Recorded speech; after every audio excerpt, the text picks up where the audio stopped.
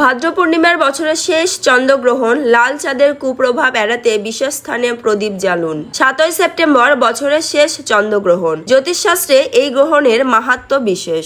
এই দিন থেকে শুরু হচ্ছে পিতৃপক্ষ। চাঁদ এবং সূর্যের ঠিক মাঝখানে পৃথিবী চলে এলেও তখন তার ছায়া পড়ে চাঁদে। সেই সময় হয় চন্দ্রগ্রহণ। 7ই সেপ্টেম্বর ভারতীয় সময়ে রাত 11টা থেকে 8ই সেপ্টেম্বর রাত 12টা 22 মিনিট পর্যন্ত প্রায় 82 মিনিট সময় ধরে চলবে পূর্ণগ্রাস চন্দ্রগ্রহণ। যদিও চাঁদের উপছায়া প্রবেশ ঘটবে 7ই সেপ্টেম্বর রাত 8টা 57 মিনিটে।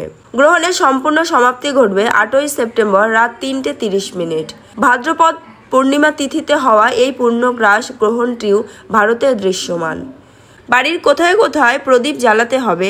গ্রহণের দিন সন্ধ্যাবেলা প্রথমে সদর দরজার দুধারে অল্প আতপ চাল বিছিয়ে দিন। তারপর সেই স্থানে দুটি প্রদীপ জ্বালুন। তেলের প্রদীপ জ্বালতে পারলে খুব ভালো হয়। প্রদীপ দুটির মুখ যেন পূর্ব দিকে থাকে, সেটা খেয়াল রাখতে হবে। বাড়ির উত্তর পূর্ব দিকে ঘিয়ের প্রদীপ জ্বালানো উচিত। বাড়িতে যদি অশ্বত্থ গাছ থাকে তাহলে সেটির নিচেও ঘিয়ের প্রদীপ জ্বালাতে পারেন।